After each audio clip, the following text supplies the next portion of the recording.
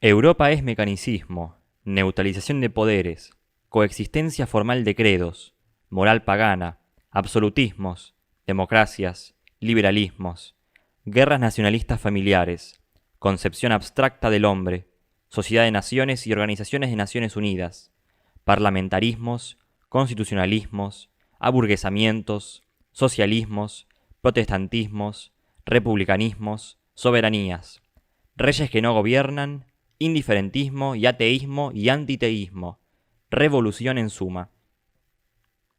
Cristiandad es, en cambio, organicismo social, visión cristiana del poder, unidad de fe católica, poderes templados, cruzadas misioneras, concepción del hombre como ser concreto, cortes auténticamente representativas de la realidad social entendida por cuerpo místico, sistemas de libertades concretas, continuidad histórica por fidelidad a los muertos, tradición en suma.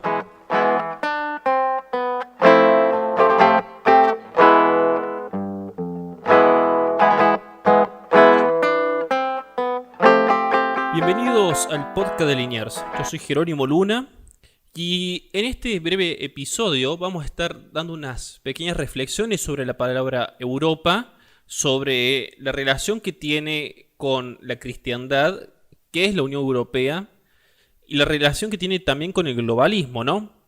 Vamos a empezar entonces, voy a darle la palabra a mi amigo Agustín Sueiro, que nos va a contar un poco sobre la historia, desde el mito de donde nace Europa hasta el concepto que tenemos actualmente. Nos acompaña también Ángel Manuel García, que va a tomar palabra más tarde con el tema de la Unión Europea. Bueno, la cuestión de Europa, la parte de lo que es el mito, es más para tocarlo y para recordarlo, que es algo que deben saber la mayoría o lo deben recordar de tal vez del secundario, o si lo han estudiado en otro momento, que es básicamente el famoso mito de que está tanto en Ovidio como en Hesíodo, como en otras compilaciones mitológicas, que es básicamente la princesa Europa que es raptada por Zeus en forma de un toro que se la lleva, ¿no? Y bueno, ahí está, justamente de ahí van haciendo los diferentes hijos, etcétera. Pero después tenemos, eso sería Europa como un mito, ¿no? Pero después tenemos Europa como idea, que básicamente ya desde Grecia y Roma se veía como un topos, como un tema político, lo que es la guerra eterna entre Europa y Asia. Entonces se veía de alguna manera como una continuación lineal entre Troya, Persia, Alejandro Magno contra Persia, después ya en la Eneida, Virgilio, y una visión de Cartago como heredera de Troya. Entonces ahí ya se empieza a plantear, justamente inclusive si vemos diferentes escritos, se veía justamente a Asia como los bárbaros, ¿no? Cualquiera que haya estudiado ideas políticas de esa época o historia de esa época, justamente en Atenas se veía, eran los bárbaros que tenemos enfrente, básicamente, ¿no? Y luego, esta idea, supuestamente en Sicilia, en lo que en ese momento era Siracusa, en el siglo V y IV antes de Cristo, se empieza a hacer una relación entre lo que es Occidente y Europa, ¿no? O sea, básicamente ellos decían, Occidente y Europa son lo mismo, somos nosotros, otra vez contra Oriente, ¿no? Como decía antes. Uh-huh. Y bueno, esto se empieza a relacionar luego, ¿no? En las ideas políticas ya del Imperio Romano, lo que es la urbs eterna, ¿no? La ciudad eterna, y lo que es justamente concebida como la orbis terrarum, o sea, se veía a Roma como un imperio universal, o sea, ya empieza a haber esas ideas universalistas que luego veremos que continúan con, por ejemplo, de monarquía de Dante Alighieri, con el Imperium Orbis Terrarum, ¿no? El príncipe universal, que un poco van en contra de esta idea de Europa como algo en contra de Asia y empieza a verse como esto es parte de un todo, ¿no? De todo el mundo.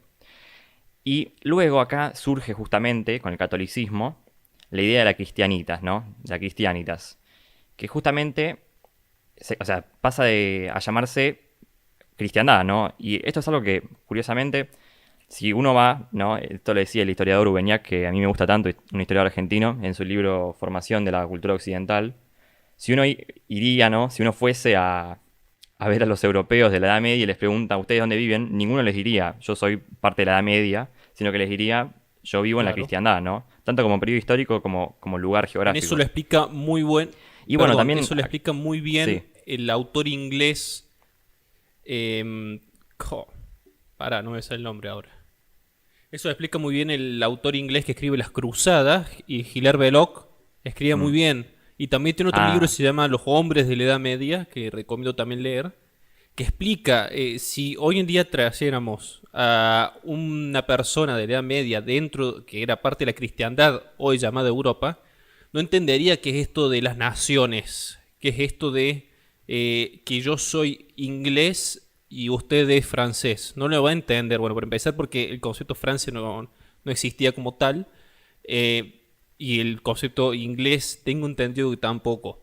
Pero amén de eso, no entendería la diferencia. Para él, todos eran los cristianos contra, por ejemplo, los moros o contra, por ejemplo, los Exacto. mongoles. La cristiandad iba desde la punta de la península ibérica hasta los países de Europa Oriental. Bueno, después obviamente con el tema del cisma cambia esa noción. No obstante, el concepto seguía vigente, ¿no? De cristiandad. Después hay que recalcar en realidad que el concepto de Europa fue difundido justamente en la época iluminista, ¿no? En la época del Renacimiento. Eso a través de la propaganda alemana, justamente. Desde la prensa alemana siempre recurro al mismo punto, pero es importante la divulgación de la enciclopedia, donde ya se empezaba a hablar de Europa. Es un término que ya existía desde antes, ¿no? Ojo, es un error que tienen muchos decir que desde ese entonces se empezó a usar el término Europa. No, se empezó a difuminar, a divulgar, debido a que querían borrar todo vestigio de la civilización cristiana, ¿no?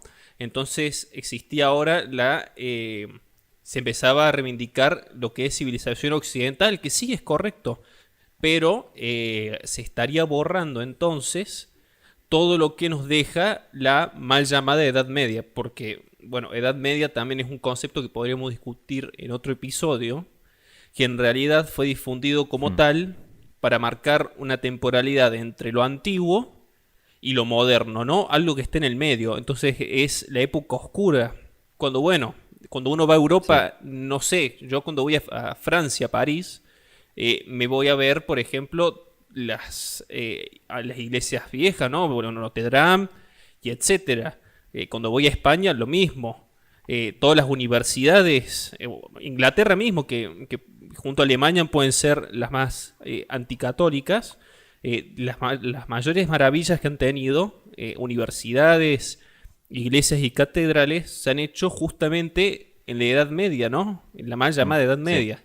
Bueno, es muy curioso esto que decís, que sí que es muy importante, creo, recalcar que sí se usaba el término Europa, ¿no? Como vos mismo estabas diciendo, pero claro, en lo que mal llamamos Edad Media, se usaba justamente este término, cristianitas, ¿no? Y de alguna manera la palabra Europa quedó ocultada y creo que, o sea, hay varias rupturas, ¿no? Creo que la primera ruptura con la Cristianitas Mayor, ¿no? Que se terminó llamando después la Cristiandad Mayor, es Lutero, pero también hay una ruptura muy importante política, que es justamente la paz de Westfalia, ¿no? Que es justamente cuando básicamente perdió la Cristianitas Mayor, perdió el catolicismo, básicamente, contra las ideas modernas de, bueno, de Lutero, de Hobbes, de Locke, de Grocio, de Bodino, etcétera, ¿no?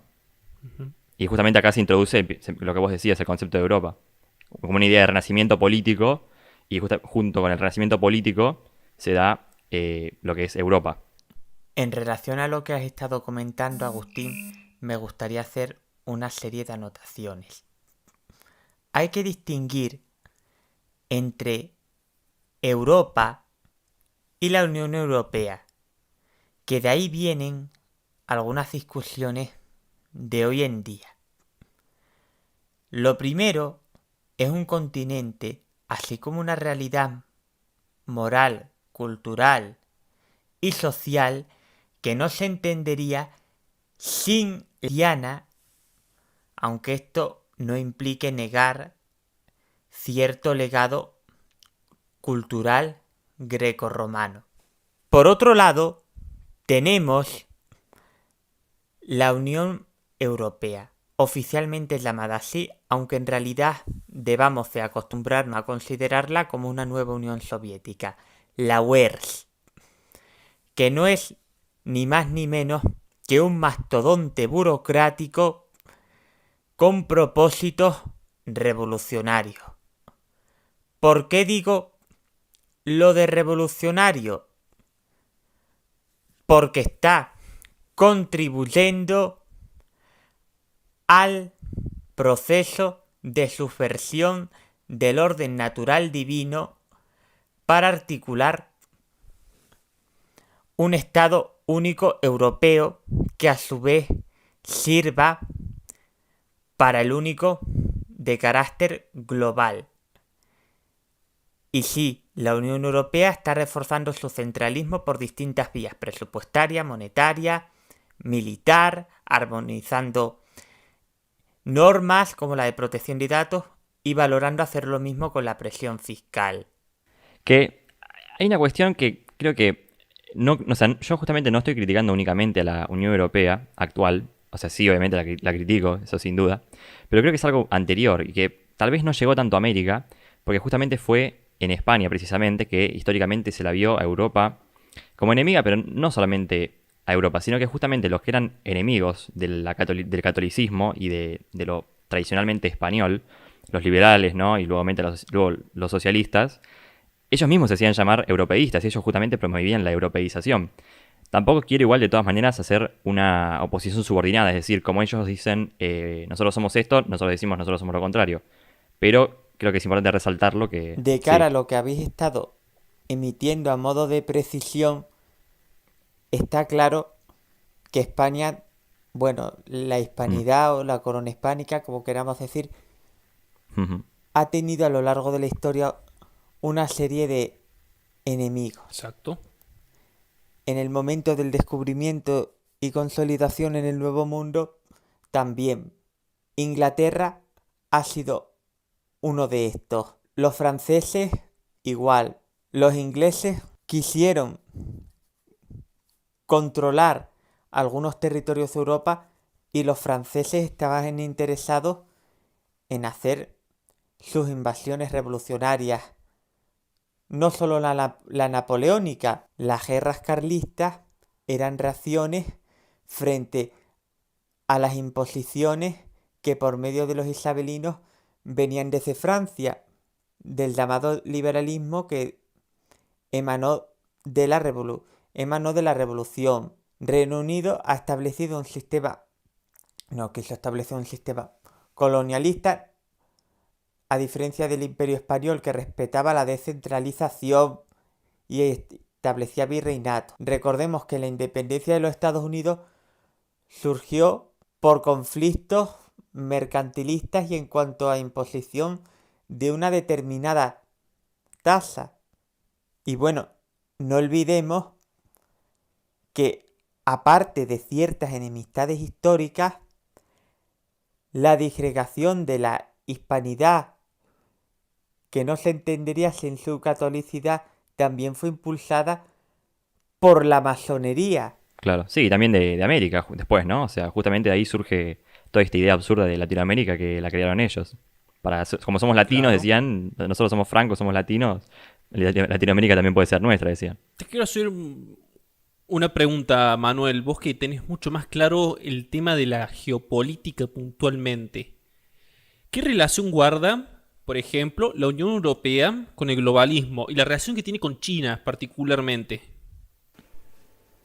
Insisto en que la Unión Europea, la UERS mejor dicho, forma parte del proyecto revolucionario y globalista, en tanto que por un lado procura consolidar el Estado único europeo a los intereses de la ONU y del nuevo orden mundial, que tratan de hacer avanzar la revolución y están bastante sintonizados con la masonería, aparte de las notorias contribuciones económicas del disque filántropo George Soros.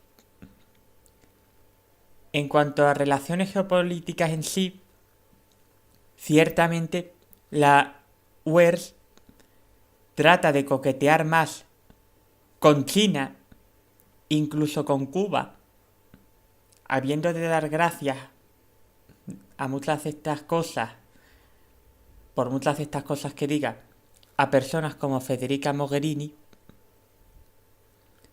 mientras que hay una hostilidad hacia países cuyos gobiernos cuestionan en cierto modo al establishment progreso socialdemócrata, por llamarlo de alguna manera.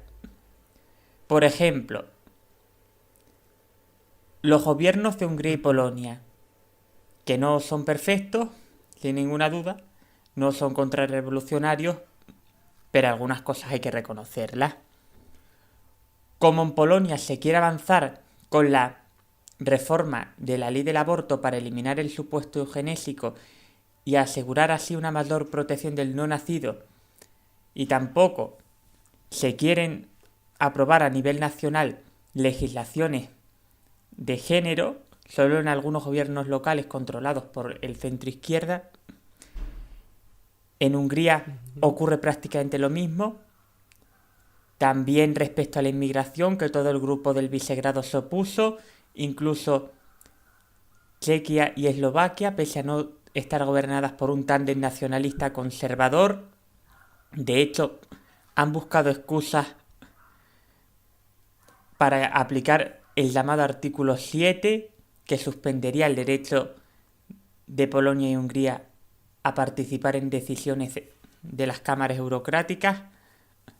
Todo ello para castigar la contención de las políticas progresistas, ya sea en un sitio en Hungría por criterio más nacionalista y en Polonia por fe. Respecto a los Estados Unidos, no han sido ni son muy benévolos con Trump. Ellos hubieran estado mejor, se hubieran llevado mejor con personas como Hillary Clinton y Barack Obama. De hecho, se ha visto la hipocresía desatada en materia comercial. La UERS no ha promovido la libre circulación de bienes y de capitales, simplemente ha eliminado fronteras, en tanto que quiere crear un estado de mayor extensión geográfica, y como en la mayoría de estados-nación no existen fronteras a nivel comarcal o provincial, tampoco aranceles, y lo que busca es armonizar en pro de reforzar ese centralismo, ese control absoluto. Lo mismo con los tratados comerciales bilaterales, que no buscan fomentar el libre mercado, entendido como libre intercambio de bienes y servicios entre personas de puntos geográficos no necesariamente similares, siendo esto algo de organización espontánea social. Simplemente acuerdos para reforzar poder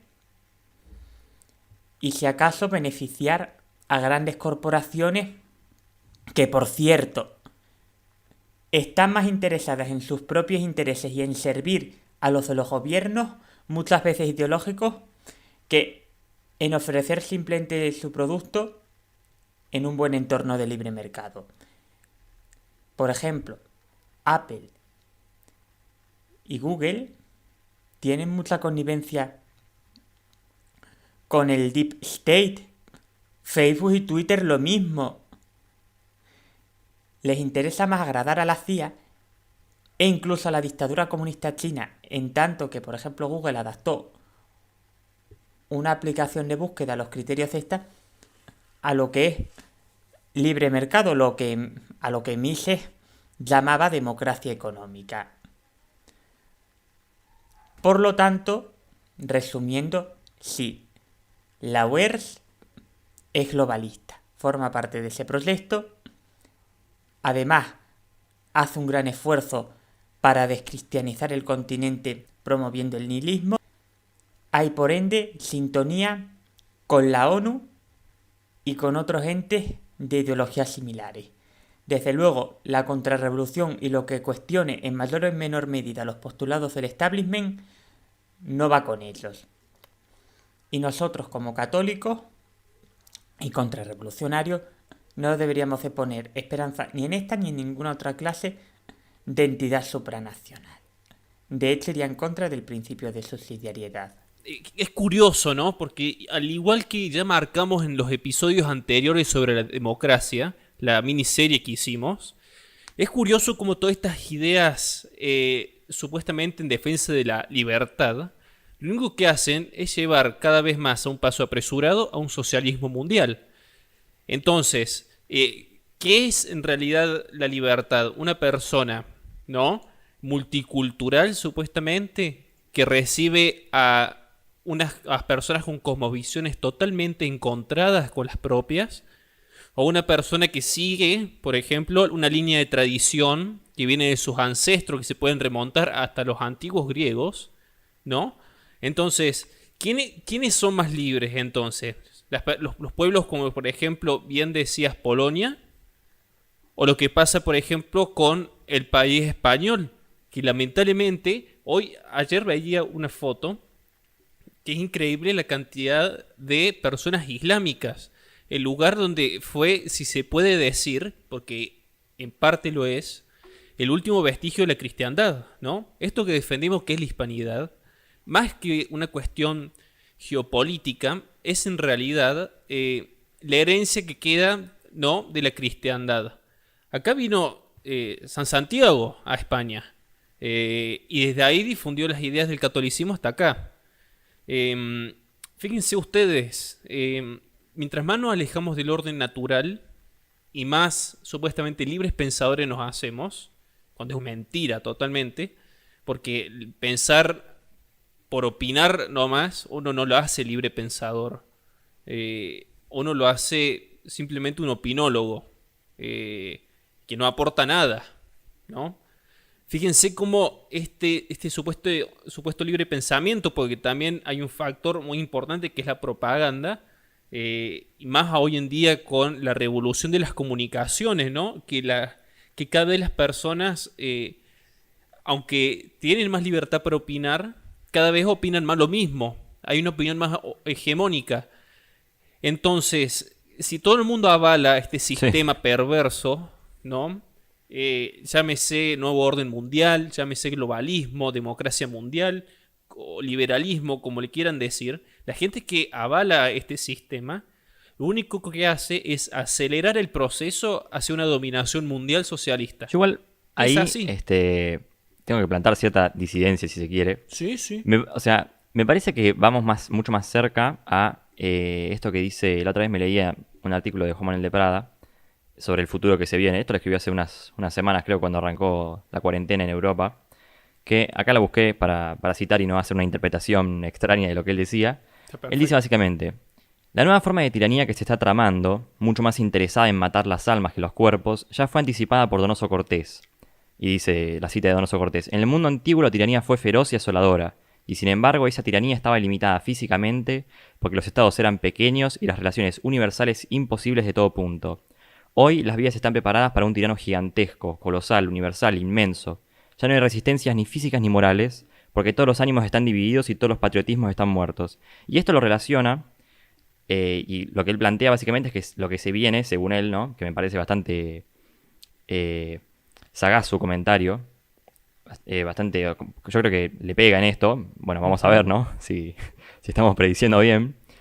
Que lo que se viene es como una amalgama entre comunismo, si se quiere, y capitalismo también, viéndolo no como libre mercado, sino como cierta corporatocracia. Ajá. Básicamente esa es la idea que él tiene de lo que se viene en el futuro. Está bien. Es interesante para pensar. Puede ser. Sí, bueno, también está en juego es que las personas, por este fenómeno de la presunta liberación de las personas, ¿no? Esto de cada vez quieren más libertades, cuando en realidad se imponen ideas, ¿no? Pero bueno, esta cuestión instintiva de buscar libertades hace que dificulte obviamente el comunismo. Claro. El comunismo, como lo conocemos, por dar un ejemplo, la Unión Soviética, o Cuba. Claro. Yo no me refiero a eso. Tampoco a 1984. Claro, claro. Bueno, 1984 es, yo creo el caso extremo, ¿no? Es como sería el punto máximo del orden mundial, ¿no? Del Claro. socialismo mundial.